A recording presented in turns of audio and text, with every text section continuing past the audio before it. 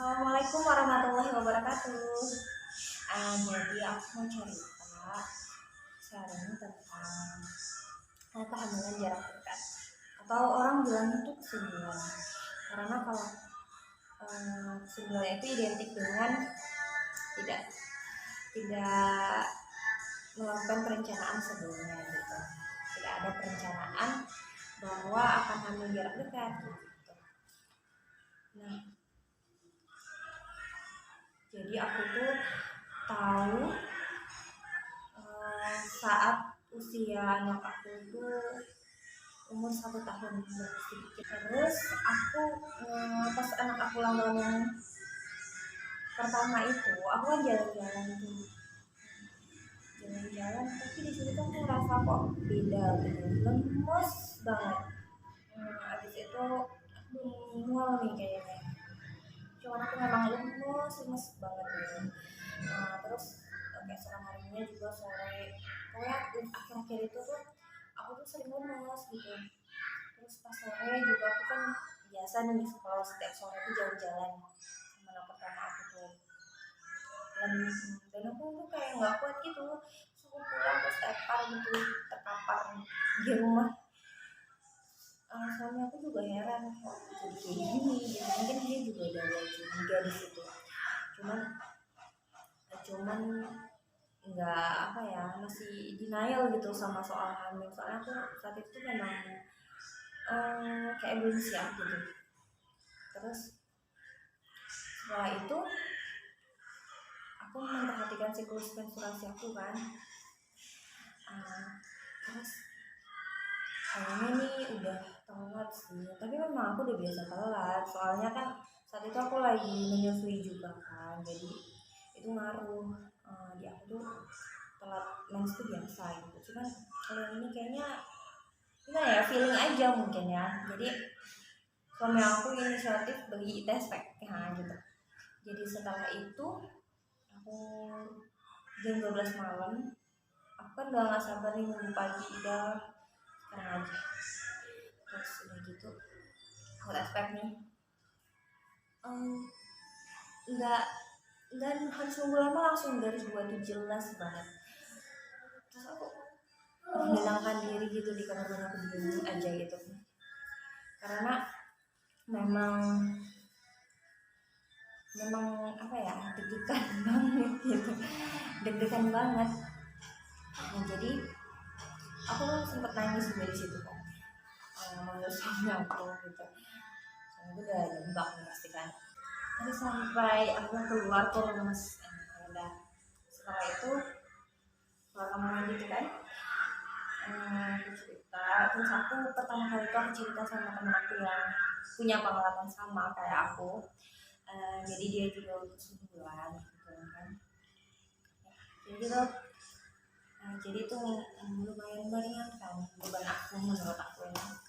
Setelah itu, oh ya, dulu itu setelah melahirkan anak pertama aku tuh, aku sebenarnya udah dikasih saran sama mertua aku kalau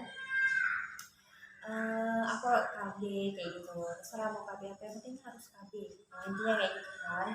Jadi aku tuh ngerasa takut gitu kalau mau cerita ke mertua aku kalau aku tuh hamil. Jadi aku sembunyikan itu, jadi aku nggak cerita gitu, walaupun aku sempat ke mertua aku, tapi aku nggak cerita apa-apa. Sampai di saat aku kesana, terus aku kan mabuk tuh, maksudnya aku kan mau muntah terus kan, jadi aku nggak kepikiran kalau susu hamil aku tuh masih terletak di meja gitu, belum aku sembunyiin. Jadinya ya itu ketahuannya di situ. Maaf ya sampai padat tadi. Jadi iya, aku tuh senang di sisi lain itu, aku senang tapi juga dilema karena anak aku yang pertama itu kan masih kecil. Nah, ketahuan hamil itu kan saat itu usia anak aku setahun lebih ya, dan itu udah kandungan, usia kandungannya itu udah 3 bulan gitu. Jadi udah 3 bulan, jadi aku ngerasa tuh hamil tuh cepet banget, apalagi anak aku kan lahirnya prematur. Nah, jadinya tuh berasa cepet banget hamil. Saat hamil juga tuh kan aku memperkenalkan ya anak pertama aku tuh kebetulan satu setengah tahun kan dia udah lancar tuh ngomong.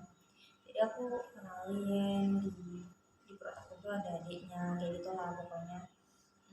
Dia itu ngerti banget. Alhamdulillah tuh dia tuh nggak rewel. Jadi saat aku hamil tuh nggak rewel. Jadi kalau aku memang benar-benar udah tepar dan nggak bisa ngurusin dia gitu lah ibaratnya, aku tuh udah istirahat dulu sebentar dan dia main sendiri gitu. Emang aku nggak kasih gadget sih, jadi dia main sendiri mainan. Terserah deh, berantakan berantakan deh, yang penting sama-sama waras, penting nggak bahaya kayak gitu kan. Nah terus waktu balik lagi yang tadi, waktu belum tahu aku hamil tuh padahal anak pertama aku tuh rewel banget nggak pernah nangis sekejar itu, terus tidur juga di perut aku, nggak pernah kayak gitu. Ini memang itu juga yang membuat aku makin curiga kalau aku tuh apa hamil lagi gitu ya.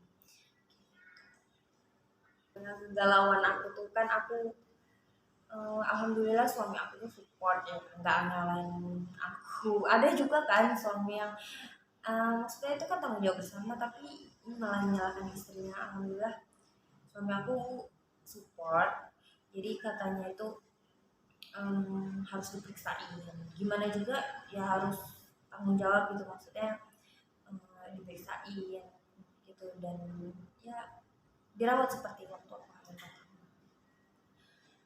Setelah diperiksain alhamdulillah aku tuh makin merasa gimana ya, seneng banget. Hamil itu kan aku masih menyusui anak pertama aku kan. Nah di awal menyusui memang nggak ada masalah sih sepertinya, cuma memang menyusut, produksi asinya tuh berkurang, tapi masih masih bisa anak aku menyusui karena anak aku juga pertama-tama tuh nggak mau suka, sama sekali nggak mau. Nah setelah 6 bulan aku tuh merasa kontraksi dan asi tuh memang benar-benar surut banget gitu sih, sampai anak aku tuh nolak sendiri, nolak, nggak mau nggak mau minum asi lagi gitu, nggak mau DBF lagi. Nah terus barulah dia mau support gitu.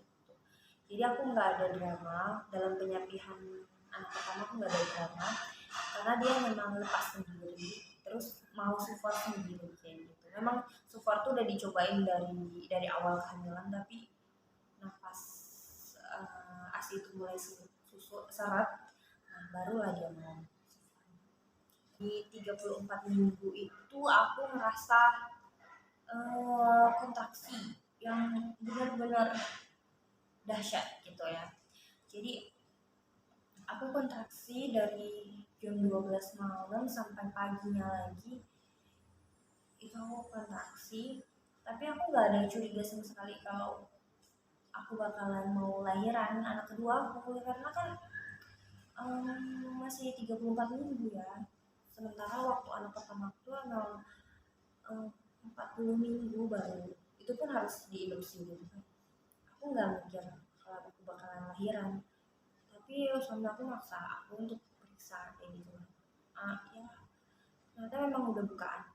Nah itu um, jadi gimana ya, itu pas ulang tahun aku tuh kami mau jalan-jalan kan rencananya, jadi suami aku ambil libur, pokoknya kami masuk supaya kami harus di rumah sakit dan anak aku yang kedua harus dilahirkan. Jadi anak aku yang kedua ini prematur, tapi sebelum dilahirkan itu udah sempet suntik pematangan paru, jadinya alhamdulillah banget anak aku tuh nggak masuk ruang NICU. Kami kan pergi bertiga ya, waktu mau lahiran tuh. Nah setelah pulang keesokan harinya tuh pulang berempat.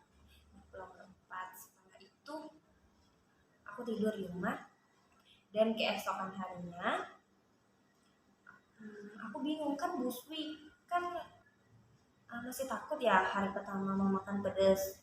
Jadinya aku mau masak sendiri karena gimana ya, entah apa yang di pikiran aku nggak mau beli waktu itu. Terus aku masak sayur bayam sama ayam goreng terus sambal buat suami aku kan. Jadi aku masak ayam goreng pakai bumbu racik. Alhamdulillah bumbu racik itu eh, apa ya, nyelamatin praktis banget. Jadinya habis melahirkan pun bisa langsung masak kayak gitu. Jadi aku masak sendiri. Nah setelah itu ya udah, kehidupan tuh kayaknya tuh aku ngasuh anak kedua itu alhamdulillah nggak merasa seribet waktu baru punya anak gitu, beda. Mungkin aku karena udah persiapan mental sebelumnya dan aku juga udah punya pengalaman gitu ya, jadi aku masuk mereka tanpa ART pun merasa dipermudah lah sama Allah kayak gitu. Memang aku tuh di kehamilan kedua ini aku merasa adalah aku ngikut aja gitu, ngikut.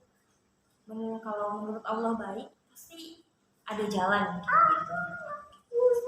Kalau aku ceritain proses pengasuhan aku tanpa RT itu mungkin bisa jadi video sendiri ya, mungkin nanti suatu saat aku ceritain. Jadi itu aja sharing aku. Jadi tips dari aku saat kita tahu kita hamil lagi dengan tanpa perencanaan atau kesundulan, itu pertama itu tenang, ambil jeda, amati apa yang um, kita alamin gitu.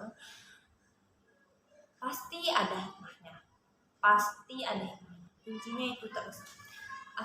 Ini sih sebenarnya nggak cuma untuk kesundulan, tapi semua apa yang kita alami yang tidak yang nggak sesuai dengan rencana kita itu, kita harus ingat pasti ada hikmah. Pasti Allah Allah tahu kemampuan kita gitu. Jadi itu. Terus yang kedua itu apa, minta minta support dari suami, minta dukungan suami itu penting banget dalam dalam situasi kayak gini kan. Kita berumah tangga, anak itu punya maksudnya anak itu kan bukan cuma anak kita kan, tapi anak suami juga. Jadi kita butuh banget support dari suami. Nah yang kedua itu kalau menurut aku nggak usah ceritanya sama suami aja. Ceritanya sama suami aja, nggak usah cerita ke manusia lain dulu sampai kita benar-benar pasti kan kita masih kaget tuh kan. Jadi sampai benar-benar kita nerima dan kita benar-benar siap untuk dapat komentar apapun dari orang lain, nah barulah kita cerita. Karena nggak semua orang itu sama pikirannya dengan kita kan gitu. Ada yang takutnya itu orang berkomentar dan kita down gitu. Walaupun terlepas dari komentar orang itu maksudnya baik ataupun buruk, kadang-kadang kita sensitif, apalagi lagi hamil itu lebih sensi kan. Jadinya memang lebih baik kita uh, tutup mulut daripada tutup telinga dulu. Jadi kita nggak usah cerita sama orang lain sampai benar-benar kita siap. Kalau kita udah siap boleh cerita. Jadi aku tuh juga cerita setelah aku udah siap, aku cerita sama orang lain. Karena alhamdulillah sih memang aku nggak dapet komentar yang menurut aku apa ya, terlalu nggak enak di hati aku. Ya mungkin ada, cuman aku nggak ngambil pusing orangnya. Jadi saat iya ada, tapi aku nggak ngambil pusing karena mungkin aku udah siap.